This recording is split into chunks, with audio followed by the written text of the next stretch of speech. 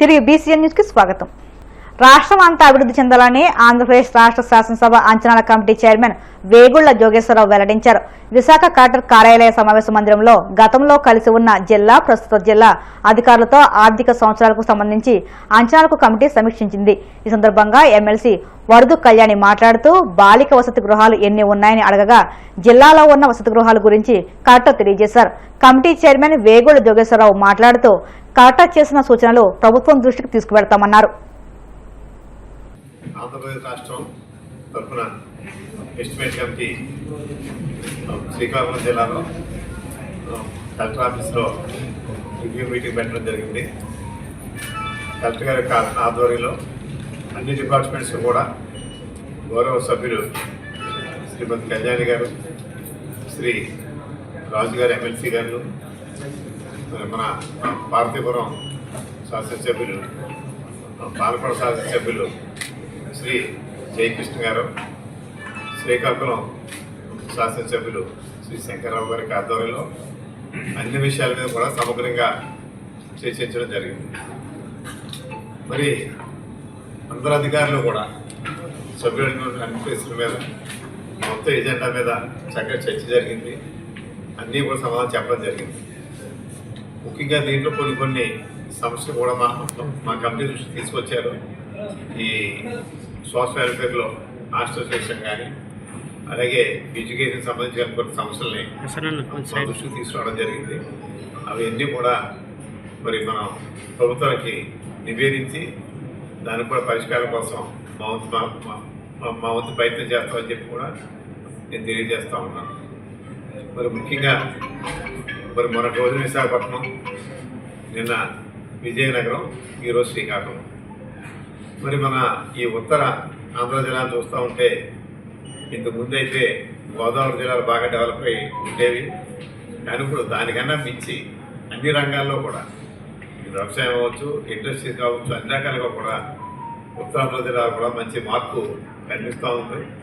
మరి నా భగవంతుని ఆశీస్సులు ముఖ్యంగా అరసవెల్లి సూర్యభగవానుడు, సింహాచలం నరసింహస్వామి, శ్రీ పూర్వనాథ యొక్క ఆశీస్సులతో మన ఉత్తరాంధ్ర జిల్లాలో 3, అదేవిధంగా రాష్ట్రం అంతా కూడా పూర్తి అభివృద్ధి చెందాలని చెప్పి మనసారా కోరుకుంటూ అందరికీ ధన్యవాదాలు. ఎస్టిమేషన్లకు సంబంధించి మాకు రకంగా పోస్ట్ మార్టం ఉద్యోగం 3 సంవత్సరాల క్రితం ఆడిట్ అయినట్టు మేము ఎందుకు ఖర్చు అయింది, ఎందుకు ఖర్చు అవ్వలేదు అనే విషయం మేము చూడాలి. లోటుపాటు కన్నా అదండి. ఇప్పుడు మనకు ఒక విధంగా అయితే కరోనా టైంలో చాలా డిపార్ట్మెంట్ నుంచి అమౌంట్ ఖర్చు పెట్టలేదు. అదే మనం అంటే నేను పోస్ట్ మార్టం, ఈ పోస్ట్ మార్టానికి సంబంధించి కొన్ని సమస్యలు ఉంటాయి.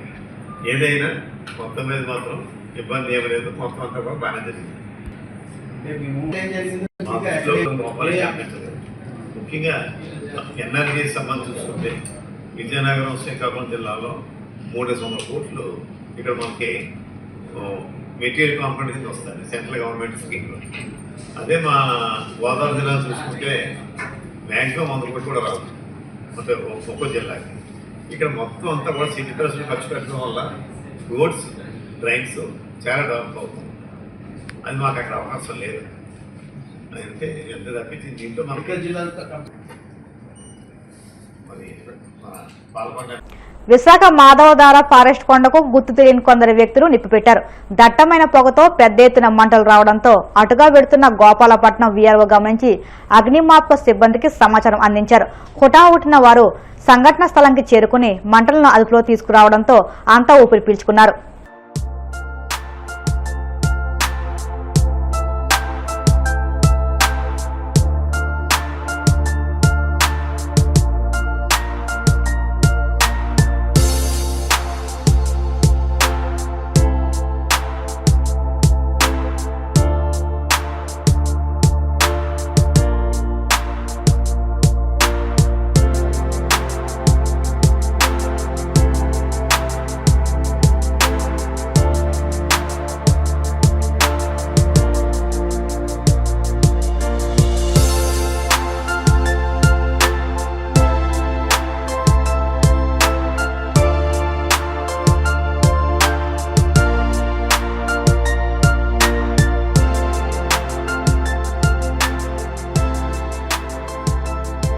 హైటెక్ సిటీతో పోటీ పడే విధంగా రైల్వే స్టేషన్లను అభివృద్ధి చేస్తున్నామని కేంద్ర మంత్రి కిషన్ రెడ్డి అన్నారు. హైదరాబాద్ హైటెక్ సిటీ రైల్వే స్టేషన్ అభివృద్ధి పనులను అధికారులతో కలిసి ఆయన పరిశీలించారు. ఈ సందర్భంగా కిషన్ రెడ్డి మాట్లాడుతూ సికింద్రాబాద్ రైల్వే స్టేషన్ అభివృద్ధి పనులు వచ్చే ఏడాది పూర్తవుతాయని వెల్లడించారు. హైదరాబాద్ నగరంలోని అన్ని రైల్వే స్టేషన్ల అభివృద్ధి పనులు పూర్తి చేసి వచ్చే ఏడాది అందుబాటులోకి తెస్తామని హామీ ఇచ్చారు. హైటెక్ సిటీతో పోటీ పడే విధంగా ఇక్కడి స్టేషన్ల నిర్మాణాలు ఉంటాయని ఆయన అన్నారు. తెలంగాణ రాష్ట్రంలో నరేంద్ర మోడీ గారు ప్రధానమంత్రి అయిన తర్వాత 40 రైల్వే స్టేషన్స్ పనులు తెలంగాణ జరుగుతున్నాయంటే తెలంగాణ పట్ల నరేంద్ర మోడీ గారి ప్రభుత్వానికి ఉన్నటువంటి చిత్తశుద్ధి అర్థం చేసుకోవచ్చు. ఏదో ఒకటో రెండో రైల్వే స్టేషన్లు రీడెవలప్మెంట్ అంటే అర్థం చేసుకోవచ్చు. కానీ ఏకకాలంలో at a time 40 railway stations redevelopment చేస్తా ఉన్నాం. ఈ 40కి అదనంగా ఇటీవలనే Cherlapalli new terminal railway station కూడా మనం ప్రారంభించుకున్నాం. ప్రధానమంత్రి గారు స్వయంగా ఆ చెర్లపల్లి రైల్వే స్టేషన్ టెర్మినల్ ను ప్రారంభించిన విషయం మనకు తెలుసు. మరి ఈ హైటెక్సీ ఏరియాలో ఉద్యోగాల కోసం కానీ భవన నిర్మాణాల పనుల కోసం కానీ మరి టూరిజం కోసం కానీ ఈ యొక్క ట్రైను ఫెసిలిటీస్ వాళ్ళు ఉపయోగించుకుంటారు. ఈ యొక్క జంట నగరాల నుంచి వాళ్ళందరూ కూడా ఒక మంచి డెస్టినేషన్ ఏర్పాటు చేస్తాం. ఇది మరింతగా స్టేషన్ ముందు భాగం కానీ పార్కింగ్ ఏరియా కానీ మంచి ఆధునీకరించి ఇంకా అందంగా తయారు చేసే విధంగా కూడా మేము చర్యలు తీసుకుంటామని చెప్పి కూడా ఈ సందర్భంగా మేము మనవి చేస్తా ఉన్నాం. ఈరోజు తెలంగాణ రాష్ట్రంలో హైటెక్ సిటీకి ఉండేటువంటి ఇంపార్టెన్స్ మనకు తెలుసు. హైటెక్ సిటీ ఈ రకంగా ఇక్కడ అన్ని రకాల ఫెసిలిటీస్ ఉండే విధంగా ఈ రైల్వే స్టేషన్ను డెవలప్మెంట్ చేయాలనేటువంటిది ప్రధానమంత్రి గారి ఆకాంక్ష. ఆ దిశలోనే దీన్ని అన్ని రకాలుగా డెవలప్మెంట్ చేస్తూ ఉన్నాం. రెగ్యులర్ ట్రైన్స్ ఏవైతే ఉంటాయో అంటే దూర ప్రాంతాలకు వెళ్ళేటువంటి ట్రైన్స్ కూడా కొంత ట్రయల్ బేసిస్లో మొన్న దసరా దీపావళి సమయంలో ఇక్కడ ఆపడం జరిగింది. ప్రజలు ప్యాసింజర్స్ ఇక్కడ ట్రైన్ ఆపుతున్నందుకు చాలా తక్కువ సమయం ఉండింది కాబట్టి ముందే ప్రకటించలేదు కాబట్టి చాలా మంది ప్యాసింజర్స్ తక్కువ సమయంలో కూడా అద్భుతంగా ఉపయోగించుకున్నారు.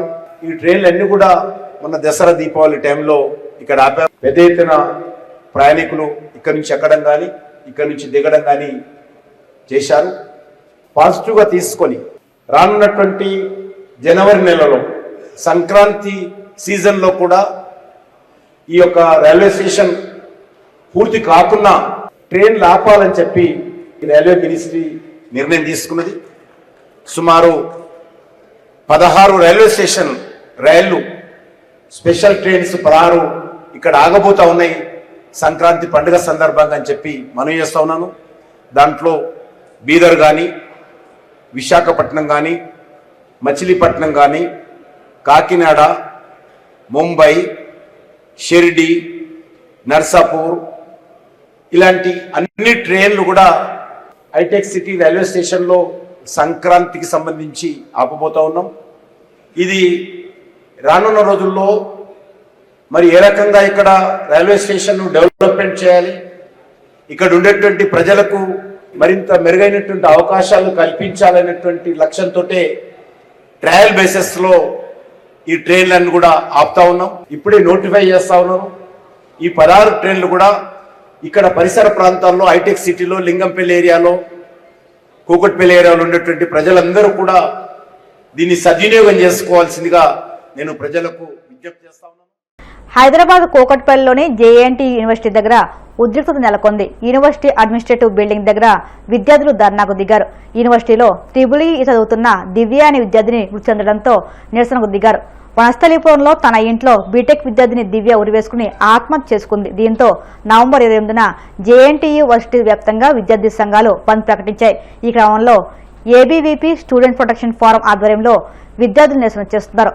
అధికారుల నిర్లక్ష్యం వల్లే అమ్మాయి మృతి చెందిందంటూ విద్యార్థి సంఘాల నేతలు ఆరోపిస్తున్నారు. వార్తలు ముగించే ముందు ముఖ్యాంశాలు మరొక్కసారి. మహిళా సంక్షేమ శాఖ మంత్రి సంధ్యారాణి పిఏ మహిళా ఉద్యోగిని వేధింపులకు గురి చేయడం అత్యంత అమానుషం మండిపడ్డ వైసీపీ మాజీ ఎమ్మెల్యే భాగ్యలక్ష్మి. డిసెంబర్ 1న ఒంగుటూరు మండలం గొల్లగూడెంలో సీఎం చంద్రబాబు పర్యటన అధికారులతో కలిసి ఏర్పాట్లను పరిశీలించిన ఏలూరు జిల్లా collector వెట్టు Selvi.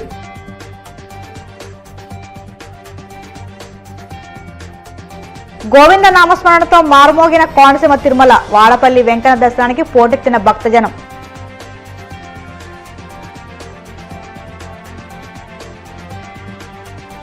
Hitech City railway station అభివృద్ధి పనులను పరిశీలించిన కిషన్ రెడ్డి. సికింద్రాబాద్ రైల్వే స్టేషన్ అభివృద్ధి పనులు వచ్చే ఏడాది పూర్తవుతాయని వెల్లడి. ఈ వార్తలు ఇంతతో సమాప్తం. మరిన్ని వార్తల కోసం BCN digital YouTube channel, Facebook పేజీని ఫాలో అవ్వండి. అప్డేట్ వార్తల కోసం ప్లీజ్ సబ్స్క్రైబ్.